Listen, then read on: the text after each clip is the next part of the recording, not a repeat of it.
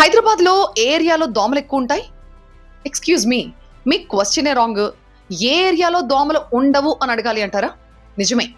గతంలో ఎప్పుడూ లేనంతగా హైదరాబాద్ ప్రజలు చాలా సీరియస్ గా, సివియర్ గా దోమల కారణంగా ఇబ్బంది పడుతున్నారు. అసలు చాలా మంది అయితే ఆ దోమల్ని చంపి ఇన్నిన్ని దోమల్ని వీడియోలు తీసి రీల్స్ కూడా పోస్ట్ చేస్తున్నారు.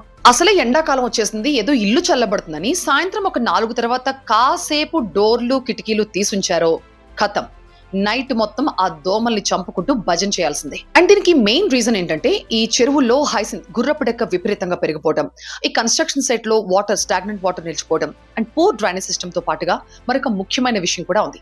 అది లేక్ మెయింటెనెన్స్ కాంట్రాక్ట్. ఈ చెరువుల్లో పేరుకుపోయిన గుర్రపు డెక్కని క్లీన్ చేయడానికి, హైసిన్స్ ని క్లీన్ చేయడానికి కాంట్రాక్ట్ ఉంటుంది. ఆ కాంట్రాక్ట్ లాస్ట్ ఇయర్ 2025 అక్టోబర్ తో అయిపోయింది.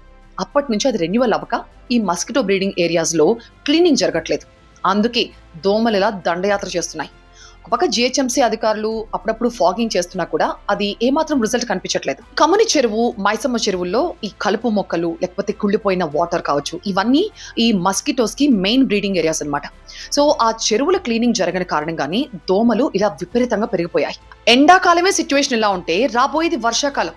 సో దయచేసి అధికారులు దీని మీద స్ట్రిక్ట్ యాక్షన్ తీసుకుని ఈ దోమల బారి నుంచి ప్రజల్ని కాపాడండి అంటూ ఏకంగా ఒక ఎమ్మెల్యే దోమతెర వేసుకుని అసెంబ్లీకి వెళ్లి నిరసన తెలియజేశారంటే పరిస్థితి సివియారిటీ ఏంటో అర్థమవుతోంది. రెగ్యులర్ గా మస్కిటో ఫాగింగ్ చేసి ఈ దోమల బారి నుంచి మమ్మల్ని కాపాడండి అని ప్రజలు అంటుంటే ప్రతి మున్సిపల్ డివిజన్ కి కనీసం 10 ఫాగింగ్ మెషిన్స్ అయినా కావాలని అధికారులు డిమాండ్ చేస్తున్నారంట. ఈ ఓపెన్ నాలాలు, చెరువులున్న ప్రాంతాల్లో రెగ్యులర్ గా మస్కిటో ఫాగింగ్ జరగాలి. ఇది అధికారులు చేయాల్సిన పని. లేదా ఒకవేళ మీ ఏరియాలో ఫాగింగ్ జరగట్లేదు అని అనుకుంటే మీరు మై జిహెచ్ఎంసీ యాప్కి వెళ్ళి అక్కడ కంప్లైంట్ రేస్ చేయండి. వాళ్ళు వెంటనే మీ ఏరియాకి వచ్చి ఫాగింగ్ చేస్తారు.